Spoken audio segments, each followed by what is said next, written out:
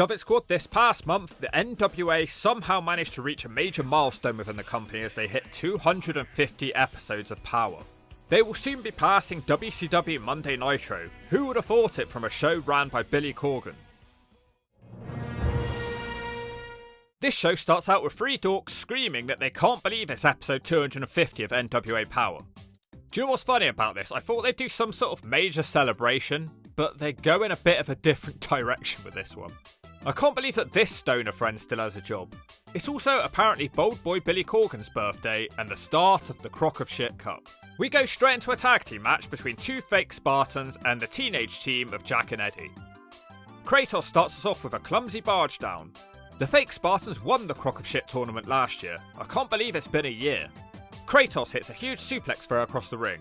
Odinson comes back with his own overhead suplex. He is of course the man who likes to spray paint in his own face, because he likes the fumes.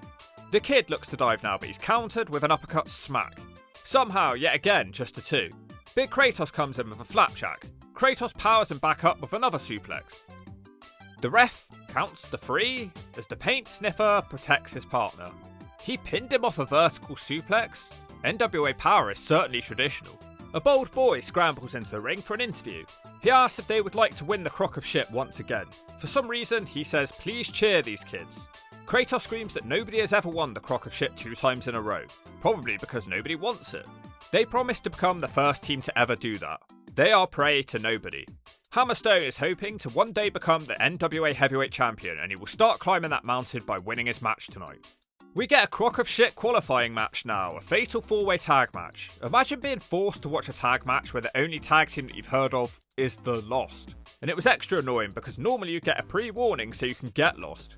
These are basically all wrestlers from their territories, so in other words, they're wrestlers who aren't good enough to even get on NWA Power regularly. A damning indictment. They then run through a bunch of title belts that these guys hold. Nobody cares. It's like being the flea market champion. It's irrelevant and not even worth mentioning. It makes you look low profile, it makes you look small time. Yeah, so here's the Hawk, he's the Bridgewater Bay flyweight champion of the 6th grade. It gets worse, and they start listing all of the title belts that they used to own. Yeah, so I used to be the Bridgewater Bay junior tag team champion, but I lost the belts to Farts and Hearts. One of them tags in literally just to do a pose and nothing else. Gags the Gimp is a member of the Lost for some reason, and he is in this match. They point out that the Lost have a terrible win-loss record. Alex Miserable is dressed like a chick. Those are girls' jeans, surely. Brady Pierce is a well-built dude. One of the dudes does a springboard crossbody and frantically pounds the mat for zero reaction. That dude is then taken out with a diving kick of sorts. The match breaks down. Alex Miserable hits a crazy corkscrew dive to the outside. A jobber tries to repeat his diving kick, but misses this time. He's hit with a famouser, a spinning heel kick and a running kick. A random team has won the match. They are the team of Sins and Grins. Appropriate, because this match was a sin, and when it was over, I grinned. They are going to the Crock of Shit Cup. What a highlight for their careers. The Paige sisters are insulting the Vampire Bat. They call her emo hot. I'm not sure if it's an insult or a compliment. Their promo is interrupted when they smell a bad smell. They check if it's Kenzie's ass, but it's not this time. They discover dog shit on the carpet and they rage about who could have committed this crime. The camera pans around to show a smiling Hollywood Hailey J. She of course owns a dog. This also means that she likes breathing in the smell of her own dog shit. Everybody starts screaming at each other. I can't even hear a word except bitch a bunch of times. What a reason to start a feud. They do a rundown of the crock of shit competitors. Surprisingly, it's not the worst lineup, although bear with me, it doesn't start too great. Number 16 is still to be determined. Number 15 is Zion and Bones. What, of Star Trek? Number 14 is Wrecking Ball and Team U Sheamus. They should be fun. Number 13 is Pretty Boy Smooth and Heath Backlund, the nephew to Bob Backlund, some random guy who presumably got here through nepotism. Number 12 is The Hard Way, the Juicer Dalton McKenzie and Bold Boy number 20. Entry number 11 is Trevor Murdoch, teaming with the nerd Tyler Franks, no idea why. Number 10, the Slimeballz. Number 9 is Bram and Dragon Neon. Number 8 is the Drake Cousins. Number 7 is Mims and the Pope. Number 6 is the Kazanas. Number 5 is the Southern Six. Number 4 is Perk Slade and Mike freaking Mondo. They must be the favourites. Number 3 is the Colons. Number 2 is proud BBW members, the Good Brothers, and number 1 is the fake Spartans. So not a bad lineup, a couple of head scratchers, but overall there's at least 4 teams in there to care about. The Sins and the Grins are now introduced, better known as Izzy James and Bam Bam Malone. As long as we're sinning, they're gonna be grinning. It's the debut of a new girl, and the women's TV title will be on the line. Livia, who has a typical loaf of Hovis type haircut, and she takes on the champion Tiffany Neves. She's accompanied by her manager, the giant Greta Thunberg. It's also nearly her birthday. Tiffany is being cocky and almost pays for that of a roll-up. Tiffany comes back with a back kick. Livia hits a crossbody now, apparently one of the most athletic things they've ever seen. Also, Tiffany is one of the top-ranked wrestlers in the entire world. Neves spends time on the outside using her team members as bodyguards. They're trying their best to do product placement with this giant without her having to actually do too much. She had some viral short clips recently, so there is some interest there. Tiffany asks the cameraman to follow her around just so they can see her throw the opponent into the post. You can tell Tiffany loves every second she spends in the NWA. Someone has to, I guess. Neves does a cartwheel and blows the confused Livia a kiss. They start slowly reversing standing switches until Neves just about grazes her with a super kick. She crushes her into the mat of a side slam, but then she looks frustrated and starts undoing the turnbuckle pad. Then the giant Greta Thunberg just climbs into the ring and hits a climate change to the teenager. Wow, Neves lost to a teenager for no reason. Tennessee P and his 2 hideous sons are entering the Crockett Cup. They say they will win by the book. Elsewhere, Daisy Kills brags about his reign of terror. He calls people freaks whilst they show clips of Mondo. This was good product placement. Unfortunately, he was beaten by Eric Smalls, who kicked him in the balls. He swears this won't upset him and he'll get his reign of terror back on track. KC Kazana has a singles match now against Matt Hardy. If he did crack every day, never exercised, pissed himself daily, and on his hair too. It's the kind of squash match that you'd never ever want to see. It's one of the slowest matches I've ever watched.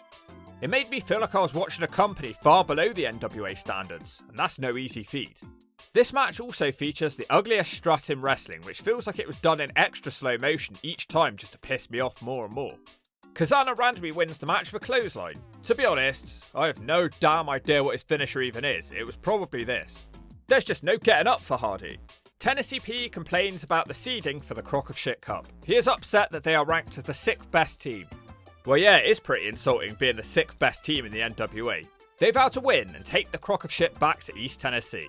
Dr. Vic is talking to himself in the mirror. He says tonight is the night that he makes Tiffany his forever. She then arrives with a bunch of people. I have no idea why Pastor Cena and Pretty Boy Smooth are here. The segment ends. In the ring, it's the 2 best friends in the whole world. Bold boy Billy Corgan is here to celebrate his 70th birthday with his best friend Kenny O'Crapper. He says he throws his own personal money down a black hole of wrestling because he loves the NWA. O'Crapper has the mic. He desperately tries to come up with a present for the man who has everything. O'Crapper decides the best present is to cash in his TV title right now. Billy Corgan can now set up a world title match for him. The Thrillbilly Silas Mason, he'll kick your face in, makes his way out. Corgan is annoyed that Mason has interrupted his birthday, and the 250th episode of NWA Power. He runs down Kenny O'Crapper about the amount of time he's already beaten him, and the time that he dislocated his collarbones. He tells O'Crapper his skin is changing colour from the amount of time he spends with his face up Billy Corgan's ass. Silas Mason vows to vaccinate the herpy Kenny O'Crapper. It's getting heated until Bold Boy talks him down. We've got that to look forward to soon then. Proud members of the Bold Boys of Wrestling say they will win the Crockett Cup because it's one of the few tag team accolades that they don't have. Wow, I can't believe they're still booking Marshe Rockett as a member of Doom. They must really be struggling for main eventers. This guy hasn't won a match in forever. His opponent is Alexander Hammerstone. This guy has been on a winning streak in Power. Marshe Rockett starts out of corner attacks. It's getting better for him than I expected. Hammer gets bored of that and he throws Rockett overhead twice in a row. He isn't done and he smacks Rockett out of the ring and nails a devastating dive to wipe him out further. Rockett cuts him off on his way back into the ring. The match is interrupted so we can have updates from the doctor's house. He talks about what happens at night when he lays in bed alone. I don't want to know about this. He calls these his moments of inspiration. Tiffany puts her hand on Pretty Boy Smooth's leg and says that they are friends. This girl really gets around in the NWA, doesn't she? Dr. Vic is scared to reveal what is wrong with him. In another room, Damien Sandow is bragging that he's got his 2 teams in the Crockett Cup. It's actually 3, but he doesn't consider the Slimeballz to be one of his teams because he's embarrassed about them or something. Carson Drake is offended because he's been put in a match against a nobody called Chico Adams. They all make jokes about his name, but they all fall flat. Even Mondo's joke. Now all that being said, if a bomb hit this room, Powerr would end. Back at the match, and Hammerstone is sent into the steps. Rocket gets him in the ring and hits a suplex for a 2. After a spell of literally nothing happening, Hammerstone hits a jawbreaker and a flying clothesline with the camera doing a dramatic zoom in on his face. Hammerstone now hits a pump kick for a 2 count. Rocket hits his own kick now and a power slam for a 2 count. Hammerstone then sidesteps his next attack and hits the Nightmare Pendulum for the 3. A bit of a paint-by-numbers match, to be honest. Marche Rocket is a jobber. He will always be a jobber. Let's move on quickly to our second episode of Power, but first a quick word from our sponsors. Are your lips dry and hurting? Are you unable to pursue your daily work and hobbies due to this impairment? Well, not to fear. Pretty Boy Smooth is here with his special chapstick. If you want to look pretty and have smooth lips like Pretty Boy Smooth, just buy this special NWA chapstick on our website. Buy it now and we'll even throw in a special signed picture of international superstar Kenny O'Crapper. Now your lips are ready to get back doing what you do best. If your lips are red and sore, use a PBS chapstick, you whore. Hey kids, turn over your milk carton. We've got a case of a missing person. It's big strong Mims. Did you know that he has been here since episode 1 of NWA Power? Only he and Bram can lay claim to that fact. He didn't even show up on this anniversary show. But Mims is missing, and we are all very worried about him. He's about 270 pounds, an eloquent speaker, and he's like milk. Your girl uses him like a beaker. If you have seen this man, please contact Billy Corgan immediately so we can shave him bald. Who's that wrestler?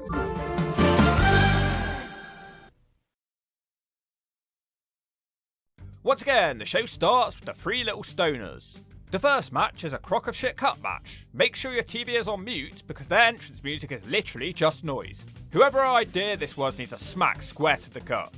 They are the team of Zion and Bones. Oh, I thought it was going to be like Star Trek. Instead it's a skinny guy in a creepy mask. The manager is like Crocodile Dundee mixed with Joe Gacy, mixed with crack.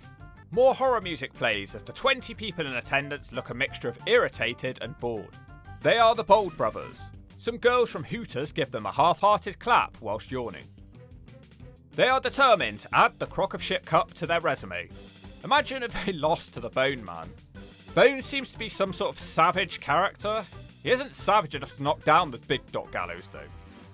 Doc starts off throwing some Festus-like smacks to the gut. Now it's a vertical suplex. Maybe he should make a cover. He doesn't.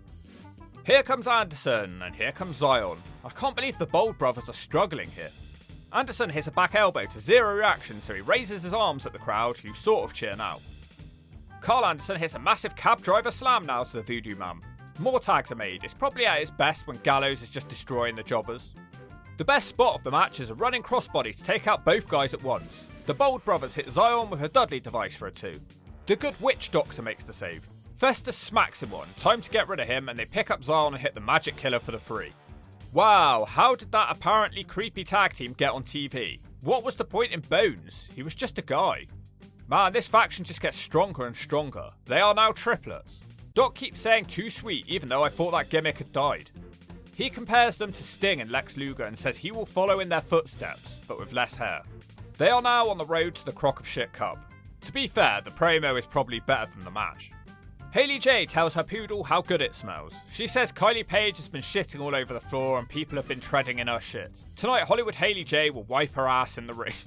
Alex Miserable goes for a sick voice change of the month. Maybe he's going through puberty. He says he is the one who invented the Lost faction. Not something to brag about, Alex.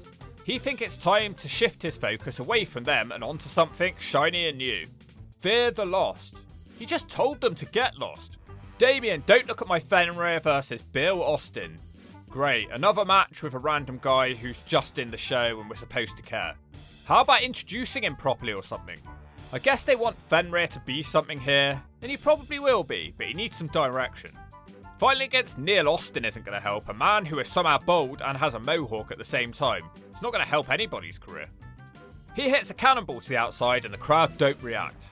In the ring, Fenrir hits a back body drop before Austin dives off the ropes into a head scissors. He spends too long trying to get the crowd to react and pays for that with a dropkick and makes him fall like a tree in the forest. Man, this Austin gets in a lot of moves here for a nobody. He hits a massive DDT to Don't Look at My Fenrir for a 2. Fenrir slips out of a butterfly suplex into a backslide and then they botch the pin cover. They try to recover with Fenrir hitting a Pele kick. Again the crowd don't react. You could shit in their mouths and they wouldn't react. Austin tries a middle rope dive which is caught and Fenrir eventually moves him into the rear view mirror for the 3. The Vampire Bat is randomly here saying she is tired of fighting Kenzie Paige. Don't remember them having any matches. She calls her a has-been who sucks more than even the Vampire Bat does on a Friday night. Elsewhere, in a tattoo parlor, Billy Corgan really is a fan of shop scenes, isn't he? Must remind him of his youth from the 60s. Tennessee P and his 2 hideous sons are trying to get a tattoo, but their dad doesn't approve of any of them. The shopkeeper says she is from hell. Tennessee P says he wrestled there in 1967 when he wrestled Ric Flair. C-Double Colby Corino is here to deliver his monthly How's Your Neck statement. He looks like he's off to the pool. Colby is less confident than he was last month as he's on the verge of tears recalling how he can't get out of bed or eat. He feels worthless and compares his mental health problems to alphabet soup. Also, he apparently used to be a homeless drug addict. I did not know this about Colby Corino. He's interrupted by the Southern Six. Alex Taylor thinks he's faking it. The granddaughter of Kerry Morton, Ricky Morton, thinks nobody wants to hear about his problems. He hates Colby for hitting him in the nutsack a while back. A fight is about to start, but it's Kenny O'Crapper to the rescue. The Southern Six leg it. They are terrified of the #1 contender. Back at the tattoo parlour with the country kids, Markova and Bram are here too for some reason. Bram calls her his missus. I don't think Camille's going to like that. Me and my friend here, we're meeting my lovely missus and we're looking for, I don't know, like a fine dining establishment or something. Tennessee P makes fun of his new haircut. The country kids are getting Doc Holliday tattoos. They think Bram is French, which really angers him and he has to leave because he's so upset. Never call an English person French. Eddie and Crack, the kids from a couple of shows ago, are here and they reveal they are in the Crock of Shit Cup for some reason. What a coincidence, because we have a Crock of Shit Cup match up next. Wrecking Ball teams up with the Team U Sheamus. Their tag team name is Red, White and Jacked. They face Primo and Epico. Wrecking Ball beats his belly and ass to the crowd's chants. The Wrecking Ball uses his mighty ass to knock the colon down again and beats it some more. The Wrecking Ball hits a jawbreaker and a huge wind-up punch. It's all one-way traffic. Team U Sheamus is in, who actually impressed me a lot last time out. They do some double teaming leading to a Team U splash. Now it's a big overhead suplex and a Uranagi in the opposite corner followed by an elbow drop. The colon somehow kicks out of all of that. Nah, Billy Corgan ain't gonna like this, that is not old school. Primo slingshots into ring for a 2 count. He looks like a young badger tonight. Sheamus fails the sunset flip as the tags are made and he's kicked down. It's very quick tags here from the colons. Sheamus suddenly manages to dodge in the corner and he rolls to tag the Bull. He starts barging and slamming them all around the ring. He starts rubbing his ass into their faces. The match breaks down though and the Bull is sent into Sheamus. They hit a backstabber and a diving frog splash to Sheamus for the 3 count. Pretty lame and boring match. Haven't enjoyed a single colon match in the NWA. They've all been half-assed. Don't they realise they're wrestling for the historic NWA, the biggest show in town? Pasticilo admits that EC3 is now gone for good and they've had to search for new blood. The new blood is Hayden Backlund, as they were unable to find anybody else. PBS looks like he's been stung by a bee. It's good to see his chapstick here though. Good product placement. They think they're going to win the Crock of Shit Cup. I think they've got no chance. Dr. Vic meets with Greta Thunberg to discuss climate change. He is upset that Tiffany isn't with her. He's trying to plan a party for her and wants Greta's advice for what kids like. He tries to figure out what celebrities to invite. He considers Jelly Roll and Barbara Streisand. Wow, talk about 2 completely unrelated people from different eras. He suggests Wayne Dyer. Greta says he's dead. The cliffhanger is whether or not Tiffany is coming. Just a squash match up next. Carson Drake is going to take on Chico Adams, a member of the Bold Boy Scrub team. It's just the kind of brawling, scrappy, short match that nobody cares about, and it ends quickly to Carson planting him with the stroke into the mat. A Bold Boy wants to interview him, and the rest of Damien Sandow's crew scramble into the ring. Carson Drake calls the last guy a jobber. Sandow is determined to win the Crock of Shit Cup and brags that he has 2 teams in the competition. Carson Drake says he's going to be the heavyweight champion soon. Kenzie Paige cuts a promo on the Vampire Bat. She welcomes her to the NWA. Welcomes her? I swear she's been here for a year. What's she been smoking? Kenzie says next week she will beat the Vampire Bat. Kylie moves on to say Hollywood Hailey J stinks and her career is on the runs. She will teach Hollywood how to wipe her dog's ass tonight. She starts crying when she realises she isn't dressed for her match. Somehow another promo for the Doctor. He finally gets his meeting with Tiffany. He tells her off for being late to her own birthday party. She says she does what she wants. Then randomly he's here, Silas Mason, he'll kick your face in. She really does get around, doesn't she? Markova has dyed her hair and has a new attire. It's an improvement. But what colour would you even call this? Mould green? Cigarette ash black? Mop bucket brown? I have 2020 Hawk's eye and I don't even know what to call this. Anyway, she threatens Tiffany and the giant Greta. But more importantly, next week, she's going to be facing the human cow. Why is she getting so much TV time? What, does Billy Corgan milk her after the show? Anyway, the main event of this one is Hollywood Hailey J wrestling Kylie Paige. They're of course wrestling because the dog shat on the floor. No idea why she has to bring her dad with her. It's yet another character that Billy Corgan loves for some reason. You'd think he gave birth to him and Eric Smalls. Kylie hits a dog turd big boot straight away. She tries to grind more dog feces into the face, and this is reversed into a pin for a 2. Kylie throws more kicks to the face, but Hailey has her own kicks. Hailey changes it to a smack for a 2. She moves on to throw Paige into the corner and hits a knee to the face. Kylie comes back with a devastating cutter across the ropes.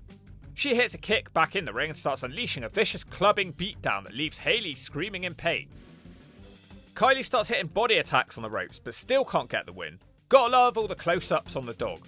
One person in the crowd pops massively for the stink face. That's gotta stink worse than the dog turd in the dressing room. That's almost enough to knock out Hollywood, but the brawling continues and they hate each other. Hollywood manages to sweep her out and hit double knees to the back of the head and a shining wizard to the front for a 2. Kylie throws her outside of the ring and drop kicks her away. She wants a count out victory. They should have made this a Kennel from Hell match. Hailey makes it back into the ring where she hits a German suplex. Kylie dodges the women's special slap and she hits a shining wizard and that is the 3. Wow, rare loss for Hollywood Hailey J. She does get the last laugh though with a bad loser attack after the bell. The Paige dad breaks up the fight and he drags her away like he wants to Styles Clash her.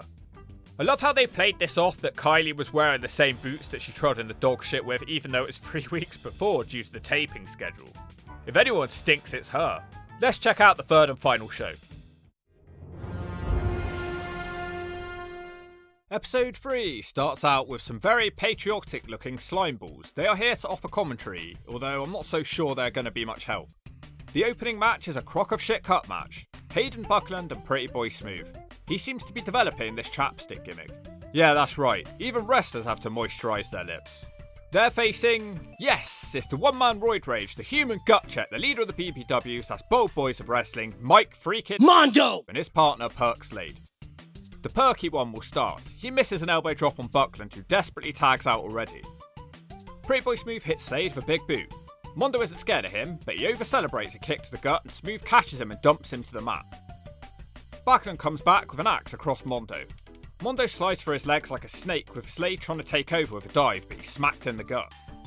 Buckland gets 2 on a basement clothesline. I wonder if we'll see a chicken wing tonight. Now Mondo gets smacked out on the apron. Perk Slade takes the ref, so Mondo and Sandow can drag Buckland into the ring pole, nutsack first. Slade and Mondo wipe him out again with a charging big boot Russian leg sweep. Mondo is cooking now, he keeps hitting screaming smacks. Perk Slade takes over, but he's almost beaten with a sneaky roll-up before smacking him back down. The Slimeballz are on commentary saying that they grow on people like warts. Now they look like they're falling asleep on commentary. Now Mondo hits a scoop slam but messes up his diving fish drop. Buckland still can't tag Peanut Butter and Jelly. He starts rolling around and eventually evades them and makes the tag. Smooth is barging them all down left, right and centre. He picks up Slade like a battering ram on Mondo and he hits a world's strongest slam and a leg drop for a 2. The Pretty Boy Smack gets another 2. Mondo and Slade grab multiple eyelashes and Buckland is forced to come back in. He hits a super kick to Slade. PBS then grabs his partner and throws him at Mondo to hit a cutter. Slade returns and he knees PBS away. Then Slade just randomly locks on the Slade lock for a tap out win. Possibly the least convincing match I've ever seen from these guys. Buckland really didn't offer anything either, not even a chicken wing. The Slimeballz dance with happiness as their heroes have won the match. There's an awkward cut now as all of those characters are in a backstage promo with the Drake cousins too. Mondo says there's a reason that Slade is the junior heavyweight champion and there's a reason that he is the national champion, but he never tells us what the reason is. Carson Drake says their 2 teams will be in the final with the Crockett Cup. Sandow promises to take them all to the promised land. He then gets upset that the Slimeballz are following them and he warns them that they are not a part of this faction. Face turn incoming for them at some point. It's not that they don't already feel like good guys. Oh no, dramatic music, and here comes the human cow fresh from another Billy Corgan milking. It really feels like they want her to fill the Max the Impaler monster role. They've got her against the champion in a non-title match here. Does anyone else find that title reign just a bit too long in this company? Kenzie Paige held that title forever, and now it feels like Markova has had this one forever too. The cow isn't mooing about it. I'm going to stop doing this, I promise I'll try. The cow drop kicks Markova during her entrance and hits a belly to udders. Technically, the cow has never lost here. Markova takes the cow down with a crossbody and a bulldog out the corner for a 2. The cow slows her down and hits a back senton for a 2. The cow has made a mistake and Markova starts hawking up. She hits a roundhouse kick and a running, charging jazz stinger for a 2. The cow again drops her to the mat and does a cockney heel kick into a splash for a 2. Markova is enjoying the pain. She misses her finisher, but she dodges the cow and just hits a spin kick anyway, and the double arm DDT will be the finish. The cow beast has finally been slayed. Tiffany Nieves complains that she hasn't been given a title shot. Mustar says instead they will face the Hex for the tag titles. The next crock of shit match will be the Juice, Dalton McKenzie and proud member of the BBW's Jack Vaughan. They're facing Morton and Taylor from the Southern Six.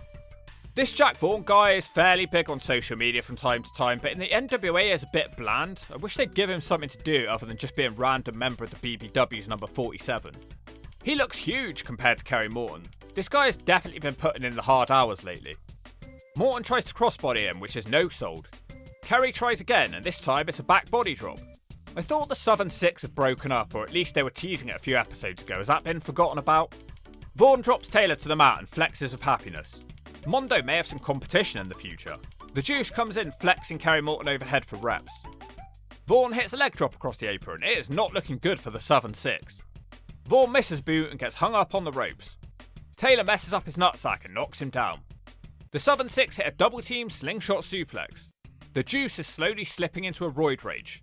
After a short time, Vaughan gives them a double DDT. The Juice batters them both into the corners and hits a big time dropkick. Morton manages to push him into Vaughan to knock him off the apron and he hits a weak discus smack. Taylor quickly drops him and then hits a double team move that they call the 6 speed. The Southern Six have won. It sort of feels like an upset. Silas Mason says he will soon beat up Brian Idol with the thrill ride. The Southern Six versus Mondo and Slade should be a good match.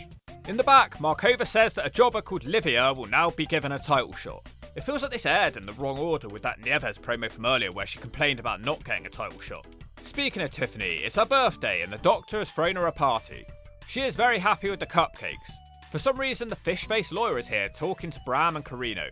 Kylie Paige walks in looking cute. She thinks Tiffany is 45 years old. Carson Drake walks in laughing with Sandow. He asks how she is. Bueno. Tiffany is pissed off that nobody famous is at her party. He is sure that there will be somebody famous coming soon. There isn't. Billy Corgan couldn't even bother to turn up to this shitfest. In the ring, it's Daisy Kill. He is on a reign of terror, which was ruined by Eric Smalls, the son of Billy Corgan. Daisy looks like Shane Douglas shout out Shawn Michaels.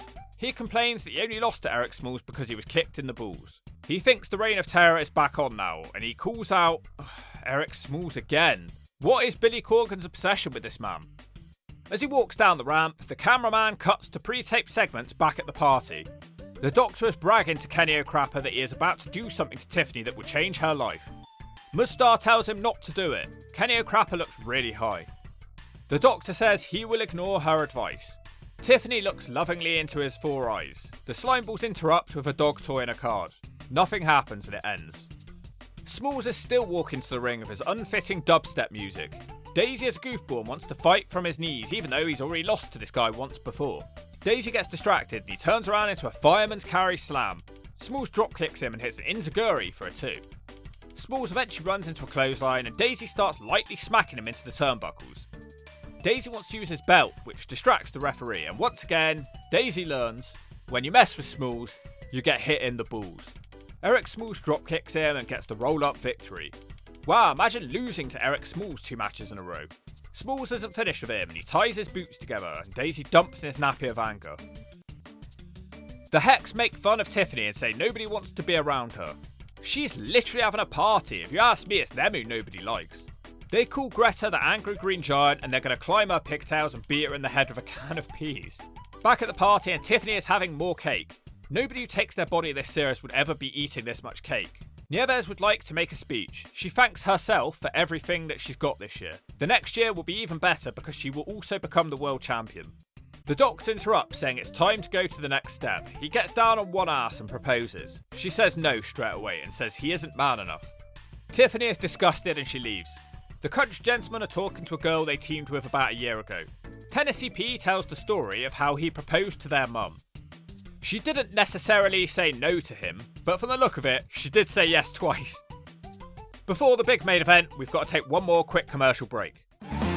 Who's that wrestler? Yeah, it was the Hurricane. If you got that one wrong, how small is your brain? The main event of this show, for some reason, is the Vampire Bat, who now has scary horror film music. She is definitely the Hawk's favourite women wrestler at the moment. She's taken on Kenzie Paige. This could be an interesting match. The Bat better watch her fangs on that Kenzie cutter. She can hear it from anywhere, you know. Of course, she has her stupid dad with her. Kenzie tells the Vampire Bat to bite her. She may regret that one soon. We then learn that Kenzie Paige is still waiting for her women's title rematch. Wow, it must have been about 6 months. They're very good at delaying people in this company. We start with both girls charging about and Kenzie almost rolling her up, but the Bat comes back with her own unique roll-up. More pins are traded. Kenzie floors the Bat now with a big flying head scissors. Paige keeps going and hits a drop kick for a 2. The Bat comes back with a cravat from the apron whilst throwing these 2. The camera cuts to show the Paige dad as the Bat flies at Paige with a unique takedown and a Bat senton for a 2. Paige blocks the next kick and sends her to the mat. Kenzie Paige takes too long adjusting herself and runs into a kick before they both take themselves out. Kenzie's really struggling with her outfit tonight. They start chopping at each other over and over again. Paige starts to win the strike off, but she has to adjust herself every damn move. This can't be helping the match quality. Kenzie sends her to the apron and drop kicks her away, almost losing her top in the process. Paige double stomps her across the apron. Back in the ring and the Bat hits a roundhouse wing slap and a move that she calls the bloodbath. That's just a 2. She should have used her fangs. The Bat tries another move which is reversed and the Paige hits a kick on the ropes. Kenzie takes too long again as the Bat uses its wing to lock on a triangle choke. Kenzie quickly makes the ropes. The Bat refuses to release Kenzie from its wings and the ref has to call for a DQ. The stupid Paige dad tries to stop her, but then Hollywood Haley J rushes out and hits him with the women's special slap. Sadly, it's the highlight across the 3 shows. The NWA continues to somehow have great indie talent. It continues to have great production values and it continues to frustrate the shit out of me. Kenny O'Crapper has a shot at the world title next time. Don't do it, NWA. Don't do it.